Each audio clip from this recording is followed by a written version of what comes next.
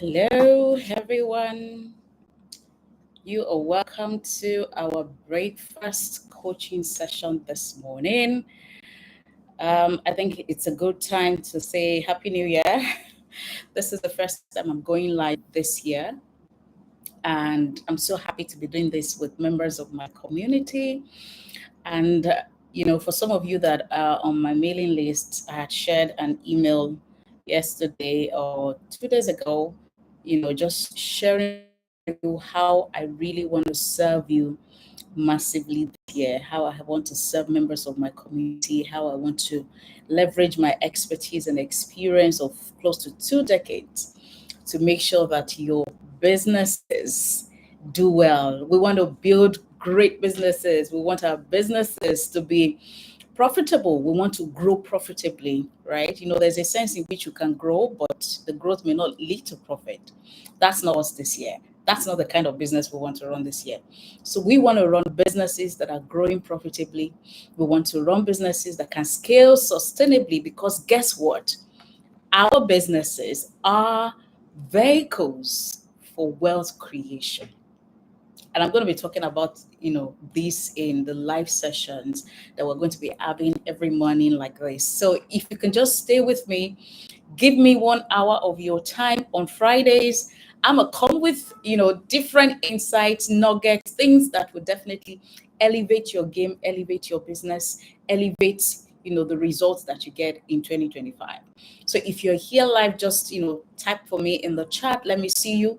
I want you to give me the energy, just let me know what are your expectations, what are you looking to gain from this session, today. Just put it in the chat for me. Tell me where you're joining from. Awesome. I see Nancy. Nancy's excited to be here. Awesome stuff. I love it. I love it. I love it. I love it. So good. So good. So good. So I know that people in my community are business owners. They're also career people as well, right? But these Friday sessions is basically for business people. Either you're an aspiring entrepreneur or you're someone that already runs, an existing business. And, businesses can definitely be at different stages, right?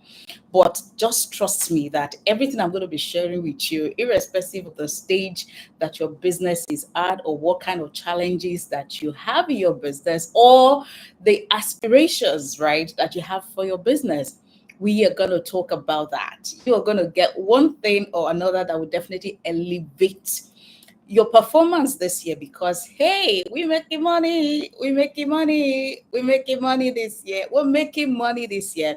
And we're not just making money just for making money's sake. We're making money so that we can continue to expand our impact and influence. We want to make money so that we can do good in the world. We want to make money, especially as a person of faith, as kingdom entrepreneurs, so that we can advance the kingdom of God on earth. Oh, Bodam is here. Beautiful. Awesome stuff. I love it. Just keep it coming in the chat. Let me see you. Let me feel the energy. Come on. How are you feeling this morning? How are you feeling this morning? Let me know if I'm projecting loud and clear for you as well, right? If you can hear me loud and clear, just put it loud and clear. Just say loud and clear. Loud and clear. Thank you, Ajiri. I see you. Awesome stuff. You are welcome. You are welcome. I love it when business people take things seriously. Good. I see Fumi as well. Fumi says, happy to be here. Oh, loud and clear. I got that. Okay, fantastic. I'm so pumped. So pumped, so happy to be here just doing this with you. A lot of people reach out to me, and for members of my community, I couldn't do a lot of live sessions, a lot of training sessions this year because guess what?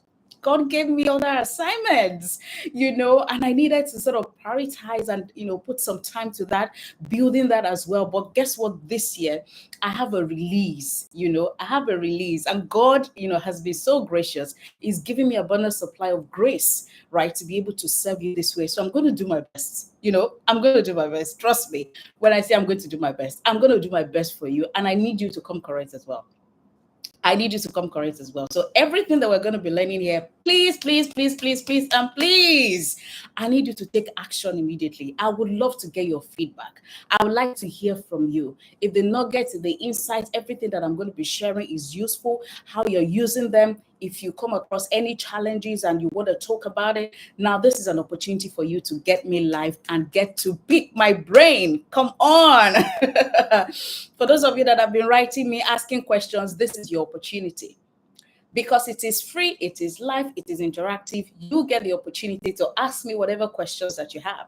And I get the opportunity to talk back to you and give you the answers, my expert opinion, or whatever it is that you want us to talk about. Okay, so please just keep it coming. Keep it coming in the chat. I'm looking into the chat. I'm popping in to see everybody coming in. Welcome, welcome, welcome on board. Awesome stuff. Okay, fantastic. So today we're going to talk about how we're going to turn our businesses into cash flow businesses. Who is interested in that? Who is interested in that? How would you make your business a cash flow business in 2025? You know what informed this particular topic? I had a conversation with a friend and business entrepreneur last year, December. And what she said to me was, you know what, Biola, I am at a place in my business where I feel like I'm kind of stable. I've been able to get the business to the point where it's now sort of generating consistent revenue, right? But I want my business to continue to get to that point where I don't feel like I need to put in additional work for the cash flows to stay consistent. I want the cash flows in my business to stay consistent because I want to do so much more. And when she says I want to do so much more, what she was telling me is that I want to really start my journey of wealth creation.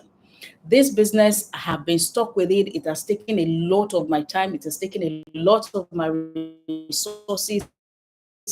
I feel like I want to get my business to the point where we're generating enough cash flows and reserves. You know, when you have enough profit from your business, you can plow back, you can reinvest a portion of that profit, and then you have some excess that you can now use to invest in other assets.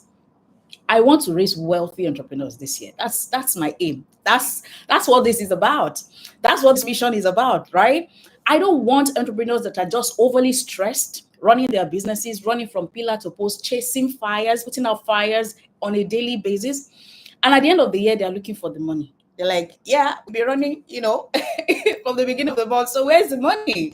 Right? That will not be you this year. This is not the year where you'll be asking yourself, where's the money? No, the money is going to be there, like very clear. You will see it.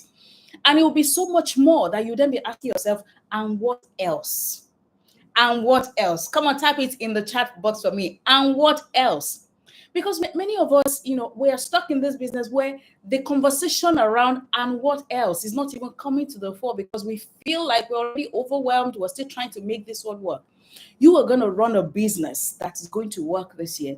You are going to run a business that will generate so much cash flow. Yes, I got you, Ajiri. And what else? And what else? Guess what wealthy entrepreneurs do? Wealthy entrepreneurs are not people that are stuck in one business, to be honest. If you have that mindset that, oh, it's only this one business I have to do for the rest of my life, then come on, get ready to shift that mindset. Because as an entrepreneur, you're not necessarily a business manager.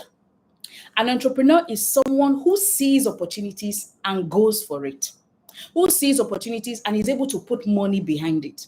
Do you see what I'm saying? So as an entrepreneur, not all the businesses that you invest in are supposed to be run by you. Hello, who got that? Not all the businesses that you invest in are supposed to be run by you. Because guess what? As an entrepreneur, you're not exchanging time for money. You are someone who understands how to spot opportunities, how to position for those opportunities, and then how to create value with those opportunities. For those of you that follow me on Instagram, I posted something that I saw in the news yesterday. And it was about, this man called Fola Adiola, who used to be the co-founder of Guarantee Trust Bank. And the story was around the fact that he had invested in a business called Haradel Holdings. It's an oil and gas firm. And, about some couple of days ago, he sold a significant stake of, his investment in that business, and he made about 11 billion. Like, hey. Now, Aradel Holdings is an oil and gas firm. It has nothing to do with him in terms of his experience, in terms of whether he can run the business or not. But guess what? When the founders of those businesses reached out to him, he saw the opportunity and he was able to put his money behind it. That's an entrepreneur right there. I need you to shift your game. An entrepreneur is somebody that also thinks like an investor. So you're not going to invest in only businesses that you're the one running it on a day-to-day basis. Let your mind shift. So where we are today is that we are running our business, and it's fantastic. It's a good place to start. But guess what? You shouldn't stop there. You want to be able to build a business that is able to generate cash flows that allows you to be able to take opportunities in form of other assets.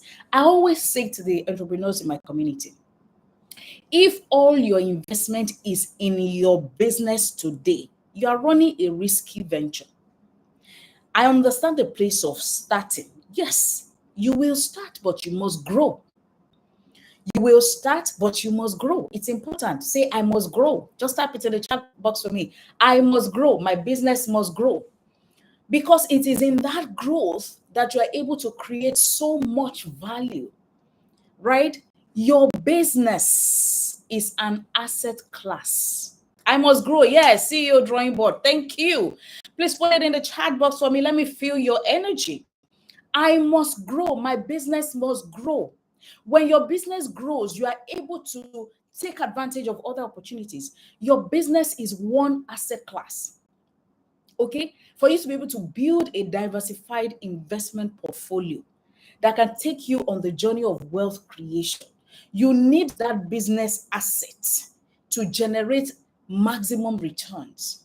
You need it to generate maximum returns so that you can repurpose part of those returns into other asset classes.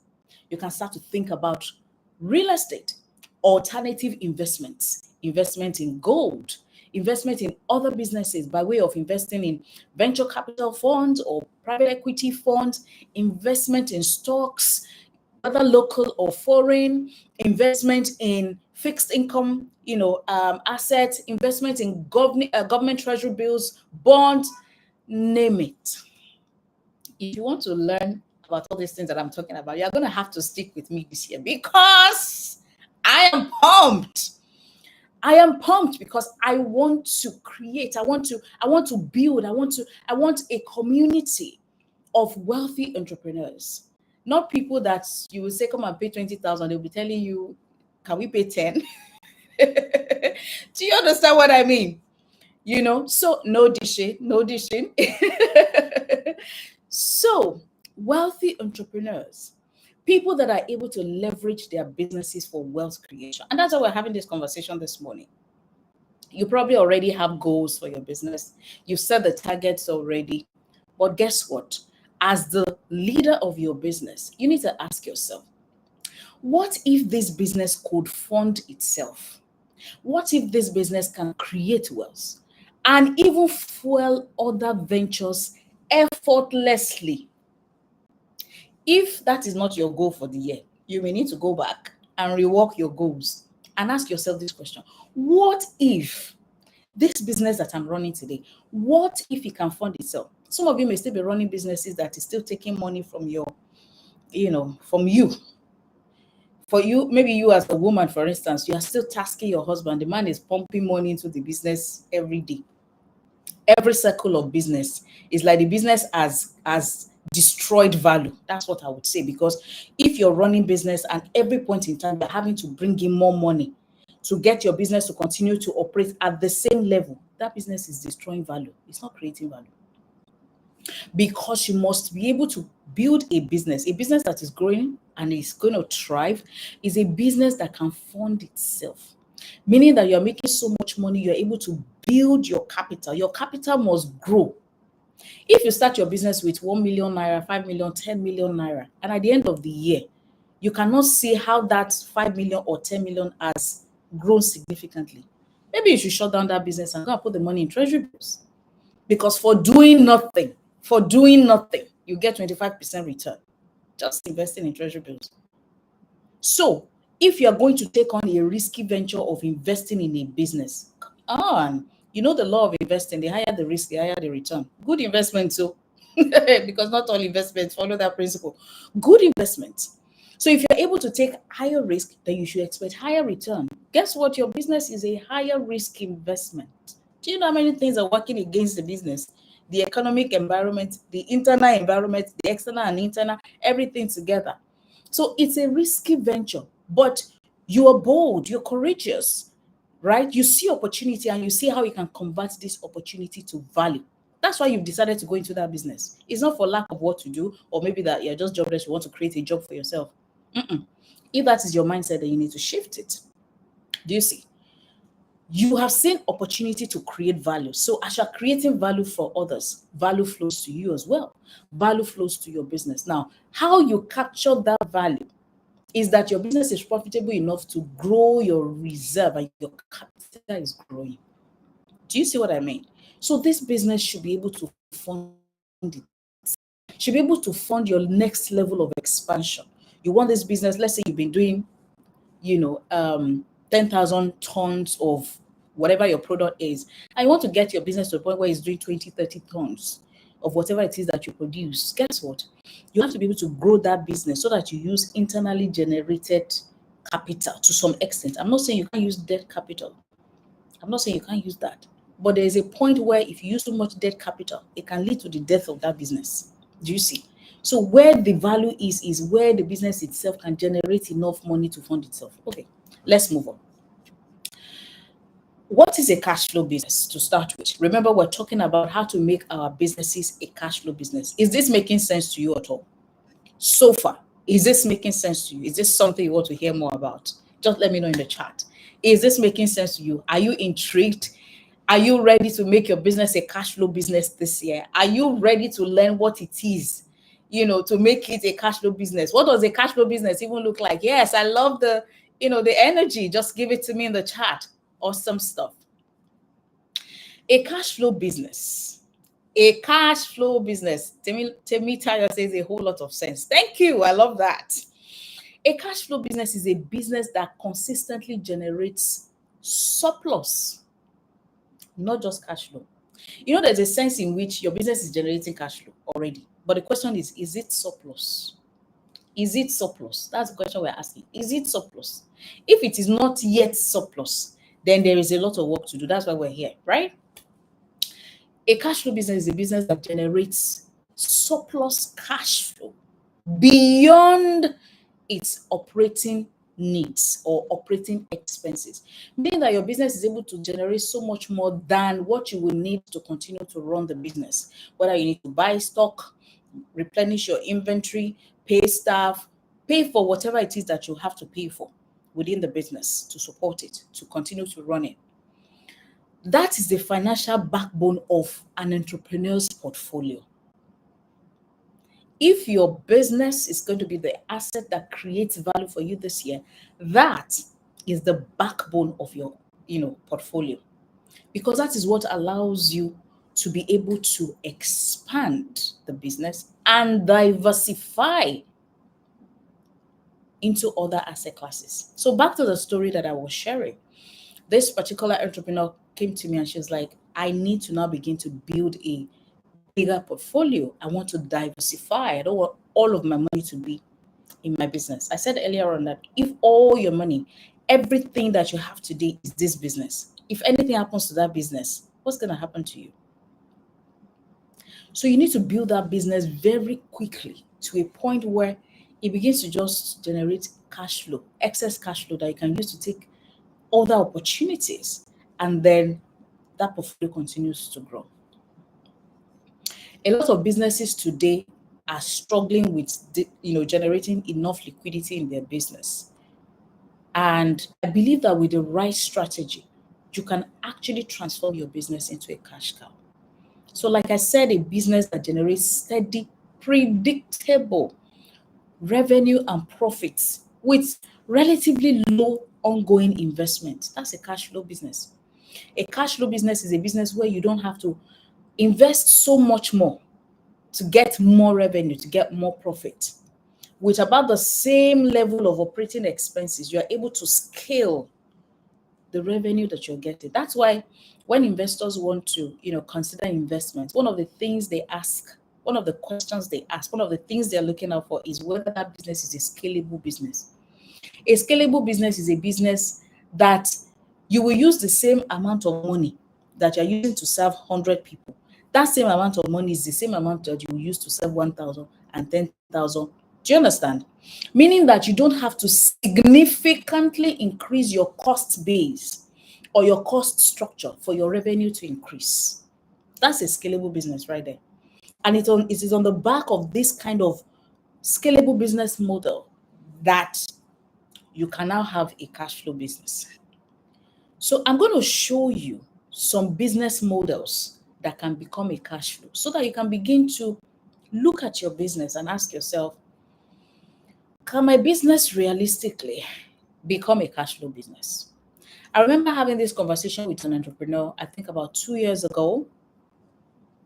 Now, this is somebody who runs a laundry cleaning business. Yeah. And she said to me, I want to scale my business, this and that. And I began to ask her that, okay, how do you plan to scale this business?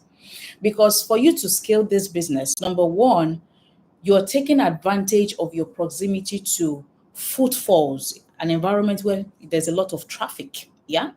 That's where you're situated right now, and it's good for the business. So people bring their clothes and all of that. So you're getting business, right? So your business is a function of your location as it is. If you position yourself in another place that doesn't have a lot of footfall, you may likely not have as much business. For you to scale this business, it means you need to perhaps open more branches. The existing one, they kind of have maxed out, the capacity of that space and even the machines and everything that they use in terms of how much it can actually take on a daily basis and how much it can get done in terms of output on a daily basis. They've maxed that out. So what that then means is that the growth of that business is capped until they go and open another branch. And then they have to set up again everything that they have set up in this particular branch. They have to set everything up again. So there's new investment of buying equipment, employing staff, paying for rent, all of that. What it means for this type of business is that with every expansion, there is a lot of investment involved. It means that your cost structure would also increase. Your cost profile would also increase. So that's not a business that is particularly very scalable, except you can find a way to leverage technology to do so much more while maintaining same level or with very minimal increase in your cost structure. So I want to share with you in the time that we have the business models that can become cash cows. And this may mean that you start to think about the current business model that you're running in your business, whether you need to tweak something, whether you need to change something. Number one business model that I'm going to share with you is what I call the recurring revenue model. The recurring revenue model is the one where your revenue just keeps coming. Like it's almost on autopilot. An example, for instance, is a subscription-based business. For those of you that are signed up to DSTV or Netflix, or all the other subscriptions that you signed up for, guess what? They collect your money every month. As long as they have you as a customer, what company is going to be concerned about is they want to ensure that they consistently serve you. There's no downtime. You are enjoying the service. As long as you are enjoying the service, there's no disruption. They know that they have you. They have you already, so they can bank on the money that is coming from you. So if they have like 100,000 subscribers to their service, the revenue can be projected. Remember, I said predictable revenue. That's what makes your business a cash flow. So it's predictable. I have 100,000 subscribers in my business. They pay subscription of 15,000 every month. I mean, how much is that? Do you see? So at the end of every month, I know how much to expect in terms of subscriber revenue or subscription fees. So internet providers are also like that. That's a recurring business model. That's a business that is already a cash cow. Most likely, the same infrastructure that they are using to deliver internet facilities to 200,000 people may likely be the same that they will use to deliver to 500,000 or 1,000,000 subscribers. Even if they have to make additional investments, it will not be significant. Do you see? So that is an example of a recurring business model where your revenue is predictable, is consistent, is recurring. Do you understand? So your work would then be, how do we expand our subscriber base? That's where the work is, to continue to grow that revenue. But guess what? With the subscriber base that you have, you can be guaranteed of monthly inflow from that. So that is one business model. Now, I gave the example of the laundry business. Do you know how that laundry business can begin to infuse a scalable element into their business model? For instance, if that laundry business is offering subscription plans for weekly pickup and delivery of clothes, can you see? So if you offer subscription plans, that means that you are locked in into that subscription model, and you can be guaranteed that to the extent that that person is subscribed to that subscription, plan, you can project that this money is coming. Guess another business that would not have been scalable, but they've now layered, because I'm sharing this with you because some of you may actually not be running scalable businesses, but there are ways you can tweak your model, introduce some things that begin to make your business a cash flow business. An example is a fitness outfit. Before now, how fitness outfits used to work is that you just walk in, you pay, or maybe you're looking at being there for a year and all of that, and then you subscribe and everything. For them to be scalable, right, they may need to have multiple outfits like that. Yeah. But one of the ways they ensure that their revenue is recurring is they sign you up to a subscription plan.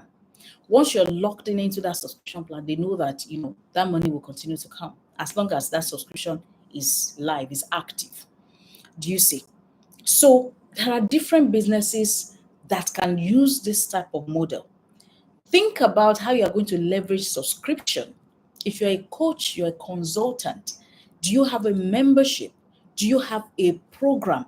Do you have something that you've created? Even if you're a service-based business, how can you include the subscription-based plans or subscription-based services into your business? Even maintenance contracts. Let's say you're somebody that does building maintenance, electrical works, and things like that. How can you introduce a subscription basis and say, let me subscribe to you? Come and subscribe to this, whatever. And every month or every other month, you are guaranteed that we'll come and do maintenance work for you.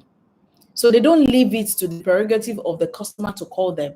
They're saying, you know what, let's have your maintenance on autopilot. You don't have to worry about it. Just plug into this subscription and you're guaranteed that on a monthly basis, we'll come and do maintenance work and just check your facility, ensure that everything is fine. Anything that needs to be fixed, we'll fix it. Can you see how you can infuse that? I was talking to a graphic designer yesterday, and I was like, I need you to do some work for me, blah, blah, blah. And the guy says, you know what? Well, yes, I love it, but I would love to be able to manage your brand and get you into a retainer. I want to be your brand manager, so getting me into a retainer means that I'm locked in. So it's not a case of it is when I need a flyer, I will call you to say, yeah, do a flyer for me, charge 10K and all that. No, what the guy is trying to do is to use this particular model that I'm sharing with you.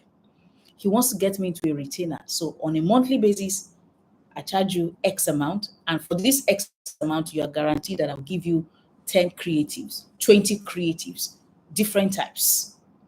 Now, if he has that for 20 clients, he can be guaranteed that as long as those people continue to find the service useful, they would be plugged in and that money continues. So in a month, he can project how much is coming to him. You have to think about that as well for your business if you don't currently do that. The second business model that can become cash cows are the businesses that I call essential goods or essential services. For those of us that are in Nigeria, I know I have a large Nigerian audience, right? So we can relate. These days, with a lot of things happening in the economy, a lot of consumers have shifted to just essential goods. So there are some things that people will continue to buy no matter what is happening in the economy. People will continue to buy it. Food, transportation, healthcare, education. Those are things that we need on a daily basis. We can't do without it. Even internet services. We are all logged onto the internet world. Some of us, if we don't have Wi-Fi on our phones or gadgets for about an hour, it looks like we're cut off from the world, right? So it has become an essential service. So essential goods, products and services that have what I call inelastic demand. Things that no matter what happens, people will still buy it. Food, healthcare, all of those things that I mentioned. If there is a way you can, you know, create something that is essential, if you're not, for instance, offering essential goods right now, begin to think of other product lines that you can incorporate into your product portfolio that you can offer, so that even when demand for the other products that you offer or the other services that you offer is not consistent, this other one that people would always demand, that people would always need, can keep you going and the cash flow can continue to move. Okay, so that's very, very important. Number three is what I call niche market. Niche market. Now, there are some niche businesses, or there are some businesses that are focused on niche areas that have very high demand and low competition. You have to sit back and ask yourself, do a review of the industry that you operate in. It's not possible that you are servicing the entire needs in that value chain. You have to ask yourself, which ones are the high value, high demand, you know, uh, services or products that people are asking for. For instance, you could have like a boutique that is catering to, say, traditional Nigerian dishes for weddings, e.g., amala. There's that amala something that people are always looking for. I've forgotten the name of that. Somebody just put it in the chat box for me. For those of you that are not in Nigeria, if you don't understand amala, I don't know how to how to say that in English, but it's a local dish in Nigeria that a lot of Nigerians love, especially people from the western part of Nigeria. And is a staple, at weddings, at events and stuff like that. There is this particular amala on point. Okay, thank you, amala on point. you know, that's all they do. They don't bother with all the jollof rice, fried rice, or the orishirishi. No, they don't bother with all of that. Amala. And they do that amala in such a way that even with all the jollof rice and everything that is flowing, when the amala shows on the scene like this, everybody wants to go for it. They focus on the amala. There is high demand for it. It's a niche area in the food catering industry. Yeah. So again, if you find what you consider as high demand in your own industry, come on, go for it. Make sure you're there, playing there. Do you understand? So find a niche within your industry that is high demand and possibly low competition. Look for the blue ocean in your industry and position yourself to play there. Is it making sense so far? Put it in the chat box if this is making sense. Another model that I want you to think about is a model that gives you a low overhead and a high margin business. Low overhead, high margin. Low overhead, high margin. Think about your business right now. How much of your revenue is going into servicing your overheads? Because the truth is that the difference between revenue and profitability is overhead expenses. Is expenses. The bigger your expense, the lower your profitability. It's as simple as that. It's simple equation. Revenue minus expense equals profit. So even if my revenue is high, if my expense is also high, what that means is that my profit will be low. Do you see? Think about low overhead, high margin businesses. Example of this, for instance, are digital businesses, e-commerce. We now live in a digital world where it's a no-brainer now that you're doing business and you're not able to leverage technology. There's something that technology does. It allows you wider reach, yeah, and it can actually help you cut down on some expenses. Do you understand? So e-commerce, online courses, especially for coaches, consultants. Now, that's not something that you continue to spend money on for a very long time. Once you've created, and you can scale it. You can serve as many people with it as much as possible. Digital products, okay? Even as a consultant, digital product. How can you digitize your product? Or how can you leverage digital platforms to scale the reach of your business, of your products and your services. So you have to think about low margin or low overhead, high margin businesses, right? If you run a small importation business that is sourcing high demand products, you have to think about how you're going to match that with your warehousing costs, because your warehousing cost has to be minimal for it to make sense for you. That must be an advantage that you're able to take advantage of. Okay, so those are like four big models that I want you to think about. This is not the day that I'm going to bombard you with a lot of models. I just want you to think about this four and ask yourself, which of these, just put it in a chat box for me, which of these resonates with you? Which of these, are you going to put in your business, or you're going to consider applying in your business? Or which of these are you currently leveraging in your business today? I want to see that in the chat box. Which of these models? I talked about the recurring model, where you are able to predict how much revenue you're making because it's almost on autopilot. It's subscription based. You've already locked your customers in, and so that money would come. Yeah, that money will come on a consistent basis. And then the number two one is essential goods, goods that are in high demand, goods that have inelastic demand. Okay, irrespective of what is going on, people will buy it. Leveraging niche market within your industry. Okay, and then low overhead, high margin businesses. Okay, Vogue says, I already have one I'm working on. I already have one I'm working on. Fantastic. I love the fact that you're already working on it. Nancy says, I have digital product hosted on Seller. Fantastic. Beautiful, beautiful. Jesu Donson says, niche market and low overhead and high margin business is great. Oluwadara says, leveraging niche market in my industry. Beautiful, beautiful. The idea is that you could have complementary models that allows you to even tap into the deeper, addressable market within your industry. Okay, because the market you're servicing right now is not the entire market. So how can you consider some of these additional models and ask yourself, how will this allow me to tap more and get more of the market share? That's what this conversation is all about. Fantastic. I love it. I love it. I love what I'm seeing already. Now, what are the steps to transform your business into a cash cow? What are the steps to transform your business into a cash cow? Remember what I said, your profitability is a function of how much overhead you are expending from the revenue that you are making. Okay? The number one thing that you can start doing from today, streamline your operations. Streamline your operations. Look for areas of inefficiencies in your business and begin to cut them off. Reduce unnecessary expenses. Begin to ask yourself every expense, and that's why it's important. I hope I'm not even talking to entrepreneurs who don't prepare their books of accounts. Yeah, I hope that's not you. If that is you, then in 2025 you got to change. You got to level up. We're talking serious business here. Serious business. Because you need to be able to interrogate every line of expense that you are expending. Ask yourself, for this money that I'm spending, how much money is this expense bringing back to my business?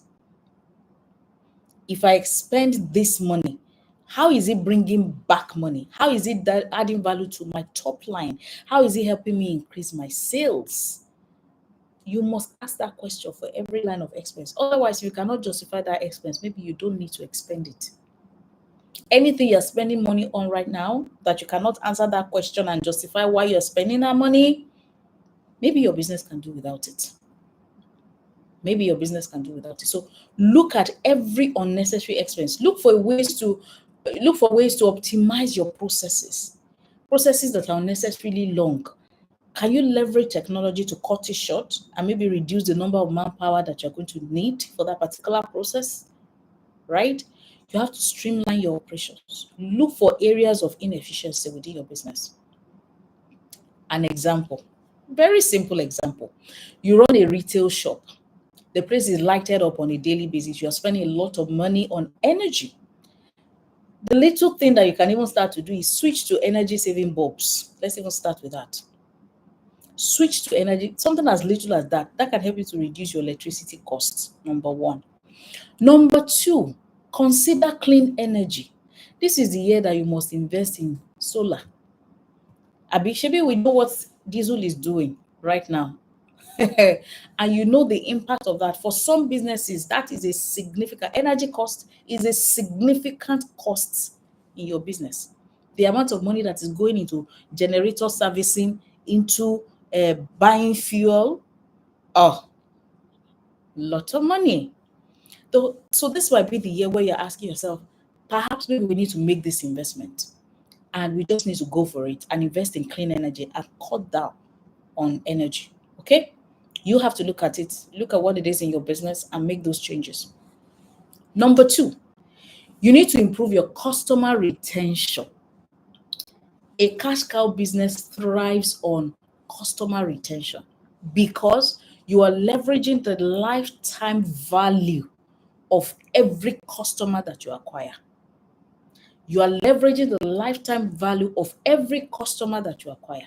So you cannot now run a business where your customers come today, they don't come tomorrow, or they come, they do business with you today, and tomorrow they're not happy to do business with you. You have to enhance your customer experience. You have to make sure that you keep your existing customers happy, either through loyalty programs, excellent service delivery. In fact, for me, I think that's the first thing. If I enjoy your service, I'm just a loyalist. Like, I don't know if everybody is like me.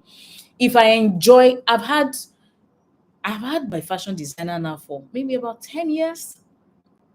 I'm not thinking of going to another person because guess what? I have her on speed dial. She makes my life so easy. She comes to my house to pick up. She takes my measurement. In fact, she already has my measurement, except maybe I've lost weight or something like that. She arranges pick up. I can send her the design I want. We online real time. She tells me this thing is going to be ready in 2 weeks. It's ready in 2 weeks. If I need something in 3 days, she can make it happen. Even though I may need to pay a little more, but she can make it happen. Like, she's been so consistent and so reliable. I'm not going anywhere. Do you see? There are customers that are like me. I don't have time to be shopping around. If you do a good job, I'm sticking with you. Sincerely, that's me.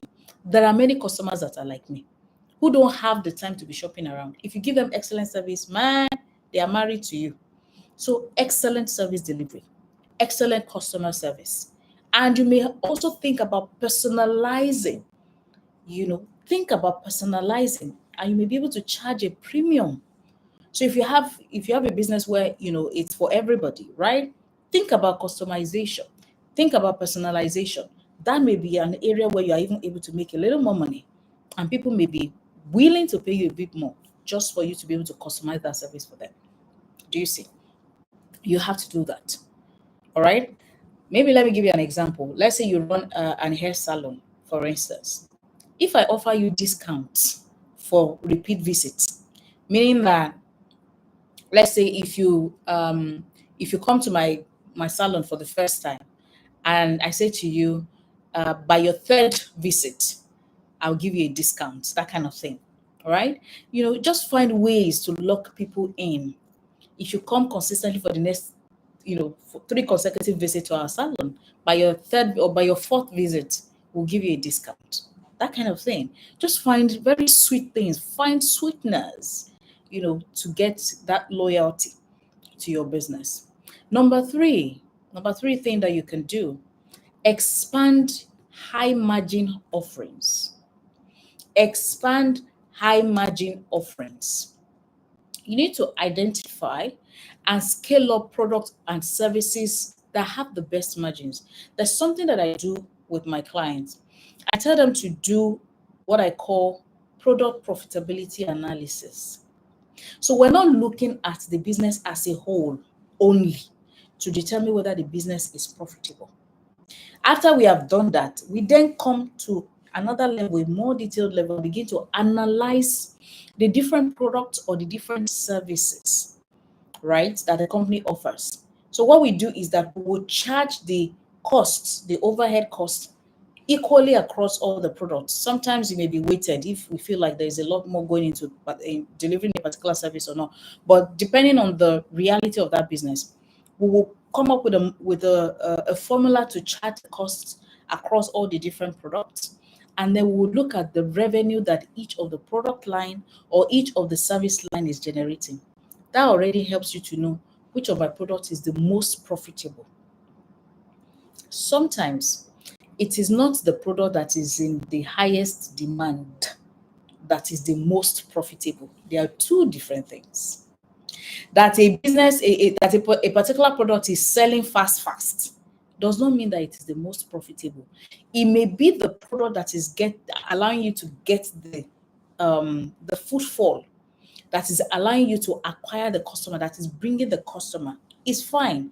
You can have different types of products. There are some products that are like your low ticket product, or like your the products that really just allow you to acquire customers. So they are in demand products. The margin may be very low, but you need those customers to come so that you can upsell them to something else, or you have the opportunity to show them other products that you sell. But never lose sight of your high margin products. That's where the cocoa is. Because if you sit with your high demand products that have low margins, guess what? If anything happens and your cost profile increases significantly, most of the time you are not able to pass on that cost to your customers. Do you see? What will hit, or what that thing will hit, is your margin. Your margin will drop again, right? Your margin will become lower, and so the profitability of your business becomes lower as well. Do you see? So you need to identify your high margin products so that you can focus on selling more of your high margin products. Do you see? Let's say, for instance, you run a bakery store, and in your bakery, you bake cakes, you bake cookies, you bake chin chin and all whatnot. Yeah, you can choose to focus on your bespoke cakes, meaning cakes that people order for specific things, birthdays, weddings, because your margin for those ones are higher. You can now build a marketing strategy around it that allows you to have more demand for those ones. So you continue to do your pastries, or maybe your chin chin is the best in the world, or your cookies is just, out of this world and all of that. Good. People will continue to come for your cookies. Maybe the margin is even 10 naira for every cookie. Yeah, so it's a volume game you're doing with your cookie. But your cakes, right, are high margin product. The question is, how am I going to do more of this high margin product? Because that is where the cocoa is. The amount of energy I will use to create my pastries, that's giving me low, my cookies, that I'm having low margin on, is the same energy I will use to bake my cakes. Do you see? So for the same amount of energy costs, see the output here, see the output here. You have to then ask yourself, which one do I need to do more of for these numbers to begin to make sense? Sometimes it's just these very, very, very fine things or fine details that you need to pay attention to in your business, so that you will know where you want to focus your effort on this year in terms of your marketing. Don't just throw marketing money without understanding what you are trying to achieve. Do you see? Don't just run ads. What exactly are you pushing? Which one is going to give you higher margin? Which one must you sell more of? You must go and do that analysis. This class, when you come into this class every Friday, just come with your notepads, because actionable tips is what I'm going to give you. Things that when you get off the call, you're just going to go and do some work on it, because that is where the magic is. That's where we're going to create the magic. So when you come into my class, please, I want you to be able to take action on everything that I'm sharing with you, because I want to see you succeed this year, and you will succeed. Just type in the chat box, we're making money. We're making money. We're making money. I need to know that you're still there. We're making money this year. We're making money this year. We're making money this year. We're making money. Put it in the chat box. We're making more money this year. For the same level of effort or even less, we're making more money. That's the whole conversation. We are making more money. We are making more money this year. Good. Awesome. I love it. I love it. We're making money. Now, the last thing, or maybe second to the last, that I will share is think about how you're going to automate and delegate. This year is not that year where, as a CEO, you are doing everything. No. Ask yourself, and I do this exercise with the executives that I work with. Half the time they will tell me they are busy, they are overwhelmed, they are burnt out, they are this, they are that. Please write out all the things that you do, all the things that are taking your time today. Write it out. If you are going to be able to allocate monetary value to all the things that you do, please do that exercise and say, this thing is worth X amount of my time. And so this is the value I'll put on it. Go and look at the one that has the highest monetary value. That's the one you should be doing. You see those ones that have low monetary value, it means that they are not the most income generating activities that are important to your business, that can make a significant difference in your business. Don't focus on those ones. Find a way to delegate it to somebody. Let them deal with it. Give them direction, give them guidance, give them templates, teach them, train them. Let them do it so that you will focus on high income generating activities. What did I say? Type it, type it. High income generating activities. That is your business. That is your business. High income generating activities. It's important. I did this thing with a particular client of mine in 2019. Within 3 to 4 years, she moved from one branch. She runs a pharmaceutical business, retail pharmaceutical. Within 3 to 4 years, she has opened 3 more branches. She now has 4 branches. In that 4th year, when we reviewed her numbers, she did her first 1 billion. This was in 2023. Yeah, was it 2023 or 2022? This was in 2022. What am I talking about? This is 2022, December of 2022, when we sat down and we looked at her numbers. She did her first 1 billion in revenue. And of course, a significant portion of that was profitability because we were tracking the numbers. And this was because this person was able to move away from I'm doing everything to I get the right people to get the work, and then I focus on what is important. I focus on what is high priority. The last thing I will share on this one is leverage your local network. Don't be a silo person this year. Don't work alone. Don't say, I'm not good with partnerships. So you may have had your hands burnt in prior time, and I understand that. But, with a lot of advice and experience, talking to experienced people, look for ways that you can build partnerships with other businesses. Look at how you can share resources. Look at how you can cross-sell. Look at how you can bundle your products together. I love what Gazma do and what's this lady now? This thing that they do, that bold woman collection thing that they do. You bring the clothes, I bring the photography, and we come together. Nobody is disturbing each other. Do you understand? Complementary products. Please, let's think this year. Let's think. The truth is that Gazmado is going to be able to tap into the client base for the clothing business. The clothing business will also tap into the client base of the photography business, client base that may not have done anything with you as a business if you didn't have that opportunity. Please think collabo this year. There's no story about it. I'm not even going to sweat this one. Who has complementary product? Who is serving the same customers that I'm serving? In fact, this thing that I'm talking to you about, it's a big deal.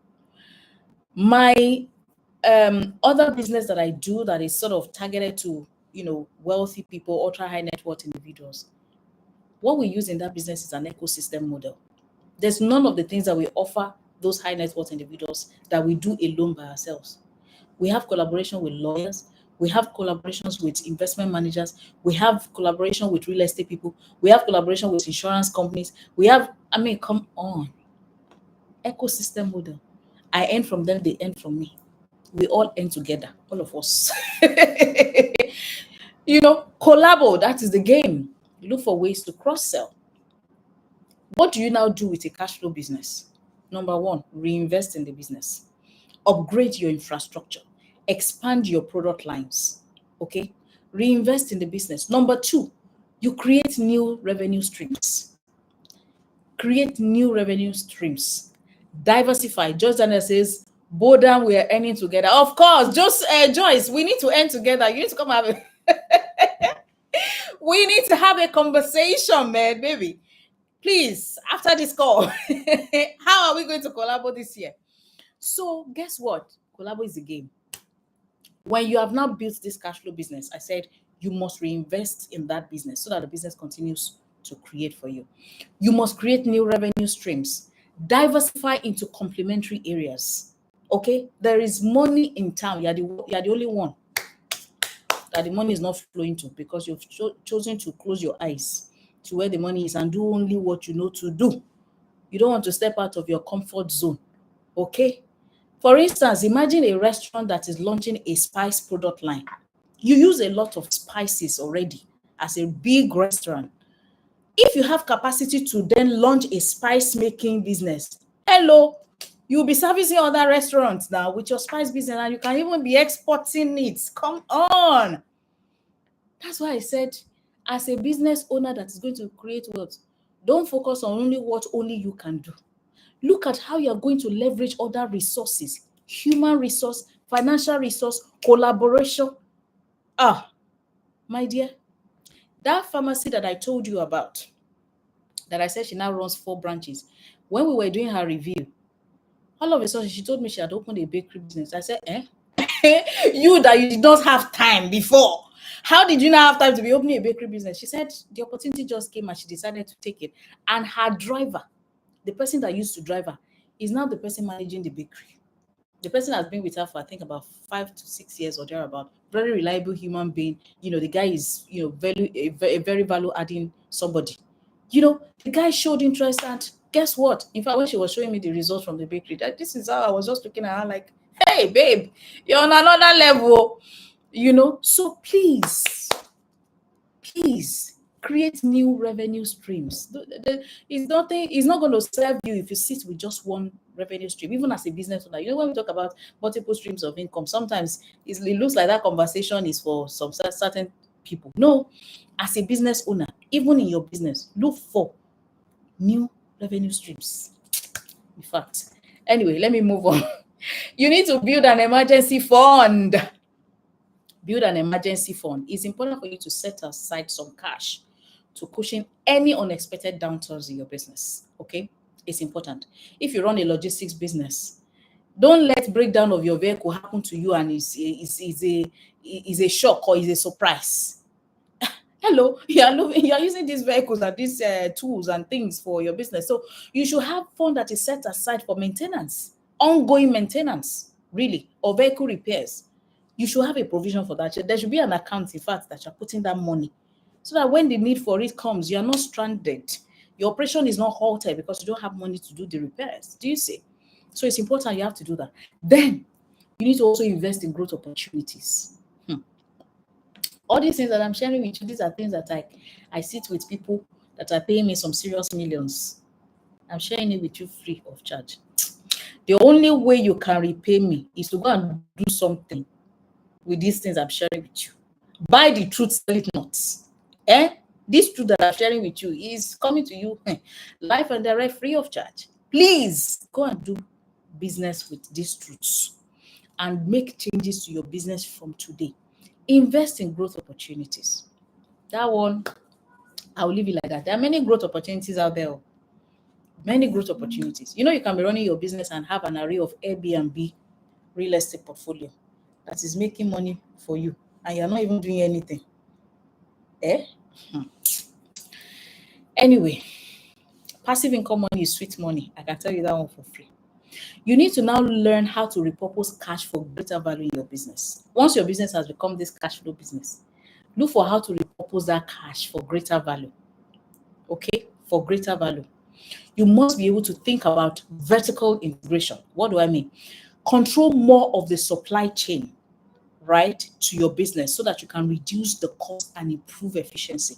For instance, for those of you that are in manufacturing or even trading, what kind of backward integration can you do so that you have more control, right, of that value chain, and then you're able to increase the margins that come into your business or even your efficiency, the ease of doing business and the swiftness with which you can get things done. Let's say, for instance, you're a fashion business. Have you thought of going into fabric production? You know, a lot of us wear adire. You know, that's what is in vogue right now. Have you thought about producing adire fabrics as opposed to going to buy? Have you thought about it? That's something for you to think about. You also need to invest in technology. Invest in technology so that it can improve your efficiency and also give back. Give back, give back, give back. There is blessing in giving back. I want to raise entrepreneurs that can give so much more, that can support, do a world of good, you know, and, you know, advance the kingdom of God on earth, right? So because you have a higher purpose for the money that you want to make this year, that money will flow to you. Say amen, somebody. Say amen, somebody. So I'm going to leave you with 5 things that I want you to do today. 5 things. If you can put it in the chat box as I'm saying it, it will be fantastic. But make sure you're writing it down because we're shutting this down already. It's already an hour. Okay? We're just going to keep it under an hour. Number 1, audit your business. Audit your business by yourself. You know what you do in your business. Identify your highest margin products and services. Okay? Only one person is even saying amen. Okay, you don't know when the angel is passing. No. Number one thing that you must do today, audit your business. Identify the highest margin products and services and streamline your operations. That's number one. Number 2, build a customer retention plan.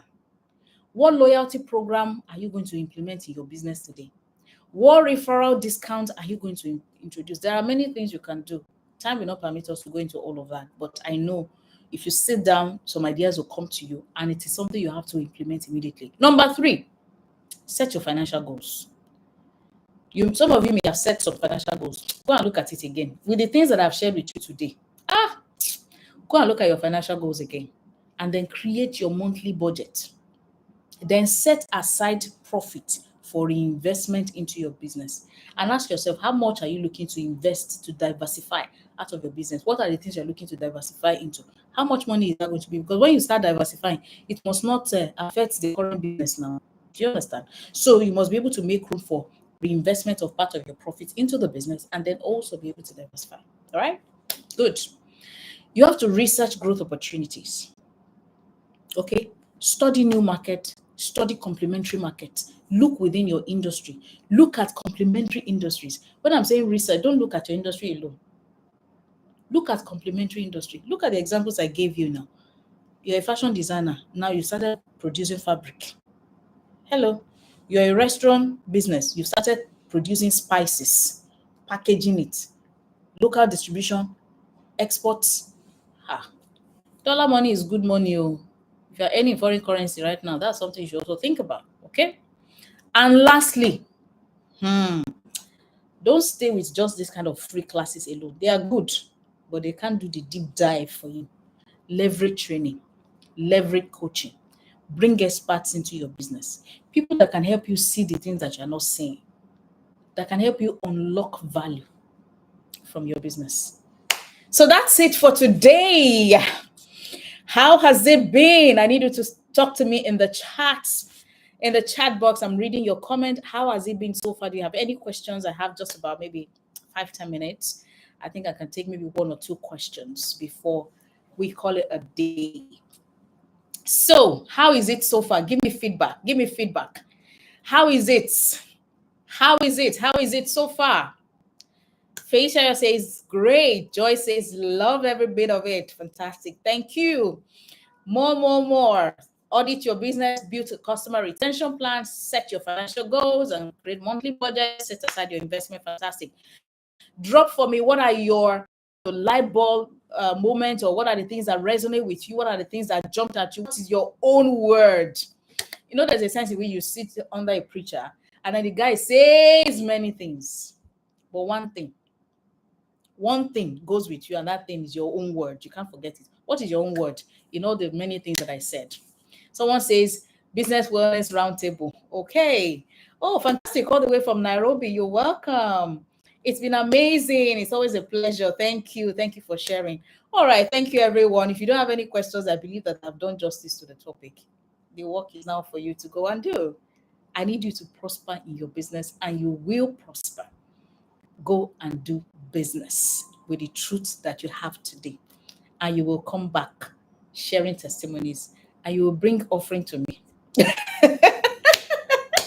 You will bring offering to me. Thank you so much, everyone. Thank you for joining me in this live session today. I'll be with you again next week, Friday. Make it a date.